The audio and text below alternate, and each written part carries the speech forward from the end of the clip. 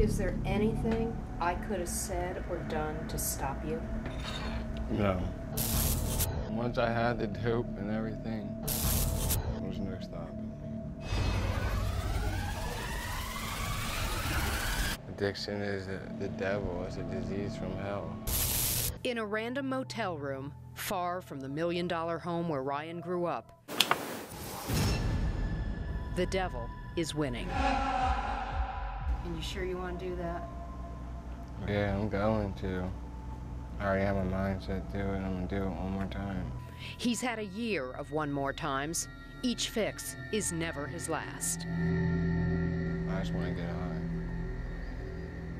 I thought this was going to be the detox. Yeah, but, I mean, I got money, so I'm going to get high one more time. Ryan makes a promise he just can't keep. And once I'm done, break all my needles, throw them away. Throw all my paraphernalia away. And you're saving this for later? Yeah. Moments later, he's neatly storing his needles and remaining drugs in a desk drawer. This is my stuff for later.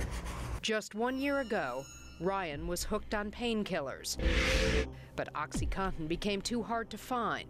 He still remembers the first time heroin soared through his veins. It was the best feeling in the world. Like, I felt like I had arrived. Now, he's at a dead end. Once I'm high and well, the hours just go by so quick. But when I'm not high and I'm sick and trying to get something, every minute feels like an hour. Ryan is a master manipulator, convincing his mother to pay for this two-night motel stay. But most evenings, his lanky body wanders into a local hospital for a few safe hours of rest. I stay in the maternity ward. There's just, you walk in and there's a whole bunch of chairs and couches and a TV. That people stay there all the time because they're waiting for babies to be born. What you looking for? Cigarette. 21 and unemployed, Ryan needs at least $60 a day for his half-gram fix. I don't want to get high anymore. I just can't stop.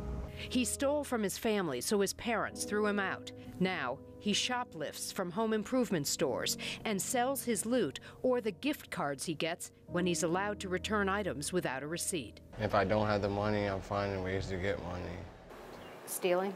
Yep. From family? Family, friends, anybody that I can manipulate. Ryan will do anything to avoid going through withdrawal. You're very restless and antsy. You cannot sit still. You feel like you want to crawl out of your skin. It isn't withdrawal now, The smell of dope makes me puke.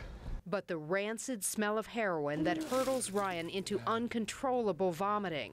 But still, he wants it in his veins. I just feel like the lowest person on the earth. I was sitting in the mall and in the movie theater, like when I'm at the hospital, and just look at people and be like, man, this is what normal people do. On the path toward normalcy, Ryan's life has been a patchwork of stints in detox and rehab and failed stays at halfway houses. I don't feel like doing this anymore. I'm tired of it.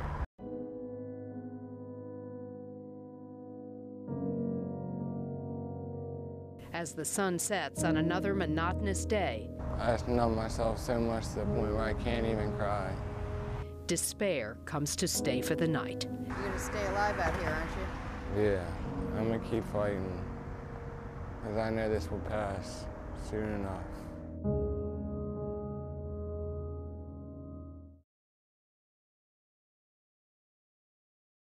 This unique program in Durham, North Carolina is Ryan's 6th time in treatment, and so far his most successful. He's been clean now for 3 months, the longest period he's been drug and alcohol free since the age of 14. Is there anything I could have said or done to stop you? No. The last time we saw Ryan, hope was in painfully short supply. Addiction is the devil. It's a disease from hell. don't want to get high anymore. I just can't stop. What you looking for? Cigarette. Living on the streets, even spending some desperate nights sleeping in a hospital maternity ward, Ryan's life had become a cycle of failed attempts at rehab. Are you scared at this point that you're just going to die on the streets? No, I'm not scared. That would help me and put me out of my misery. One evening, just days after Ryan had been beaten, he had a black eye and was quickly losing weight. We dialed the number for Trosa and handed him the phone. I mean, I looked like a whole different person. I was skinny and beat up, and I didn't care about anything. I really didn't care. As you could see, I didn't care.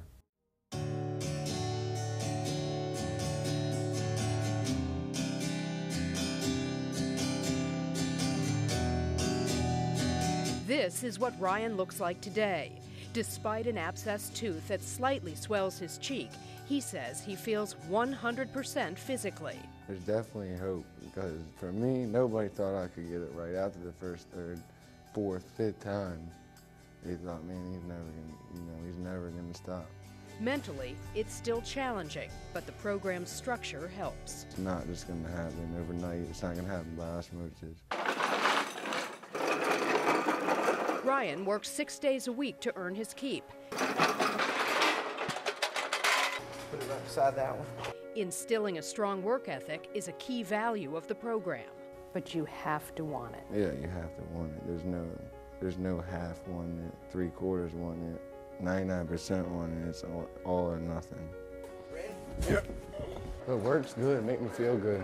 Ryan's job is at Trosa's successful moving company, voted best in the area for several years running. You earn everything here. Nothing just comes for free. You earn everything here. So it's rewarding to work hard. It's better than what I was doing, right? He has gained at least 20 pounds and some much-needed confidence.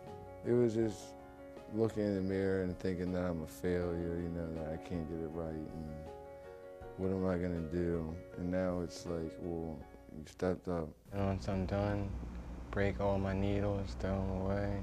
We showed him our original story, shot in June, and just how far he's come. That's crazy.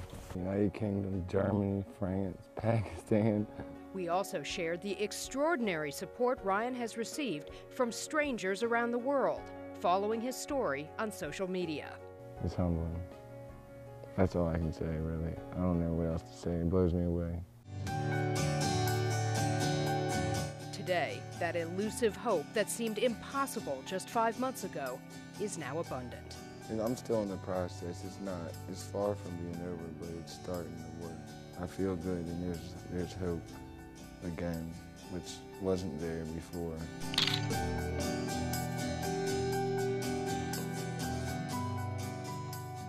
Ryan is working hard, taking things one day at a time. He still has 21 months until he graduates. In Durham, North Carolina, Andrea McCarran, WUSA 9.